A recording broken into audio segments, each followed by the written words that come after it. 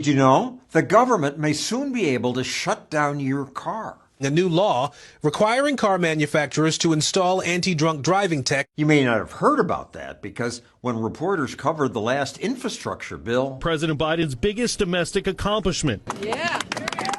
There was little mention of an item buried in the bill that includes a requirement that every new American car now must have a device to passively monitor performance of a driver, see if he may be impaired, and then limit vehicle operation. It almost sounds like the domain of science fiction. Congressman Thomas Massie objected. A kill switch in vehicles that would be the judge, the jury, and the executioner on such a fundamental right. But most of Congress went along.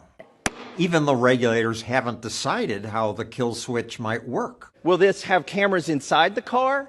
Will it monitor your eyes? Relax, says USA Today. There's no kill switch in Biden's bill. They didn't read it because it's there. Automotive engineer and former vintage race car driver Lauren Fix points out the problem with USA Today's so-called fact check. The newspaper admits the law requires new cars to have technology that identifies if a driver is impaired and prevents vehicle operation. Apparently, USA Today just didn't like the term kill switch.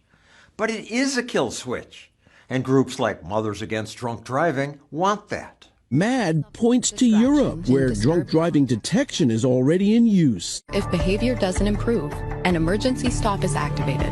How many lives are going to have to be lost before we can say, all right, let's put this technology in? It would save lives. It's about control, let's be honest. Because once you give that up, you have no more freedom. How do you appeal your conviction when you're sitting at the side of the road with a car that won't run, who knows where, stranded? This computer decides you can't drive your vehicle. That's great. Unless someone's having a heart attack, you're trying to get to the hospital, your mother needs your help. The kill switch is just one of several government plans to control how we drive. Some California lawmakers want every new car to have a speed governor. Physically prevents it from going over 10 miles an hour over that speed limit. Good idea, said federal regulators. Let's take it nationwide. But not being able to speed up can be dangerous too. You have to avoid an accident. There's something coming at you. You have to make an adjustment. You can adjust, says the CNN report. If you press this button, you can accelerate beyond the speed limit for 15 seconds. You can press this button, it'll let you go faster. For 15 seconds? But what if you're trying can to... you find the button? Yeah, right, while you're under stress for whatever situation. Also, the new safety device will require our cars to spy on us. I didn't realize that our cars already do. Nissan, for example, says they can collect information about your sexual activity. Some cars now aim video cameras at passengers. Some listen to passengers. Some intercept your text messages. What do they do with that data? 76% sell it, and 56% say they will share your personal information without a court order. I just bought a new car. Nobody told me that this thing was in there. Oh, it's there. Because when you go to buy a new car, you get that really long document that's all digital. Who reads that? The small print says, we're collecting your data.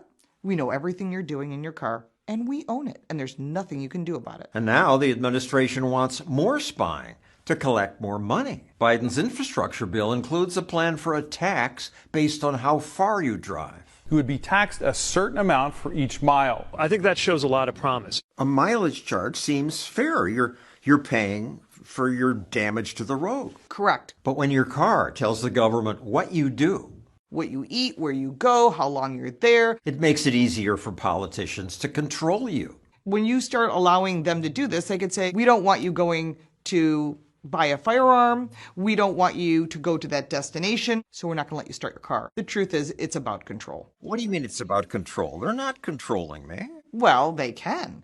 Where do you get a bill for your carbon footprint? You know, you're at your maximum for carbon credits.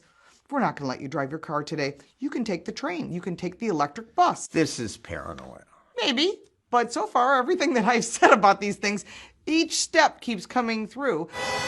Look what they did to the truckers in Canada. When Canadian truckers protested COVID mandates, Canada's government cut them off from their money. If your truck is being used in these protests, your corporate accounts will be frozen.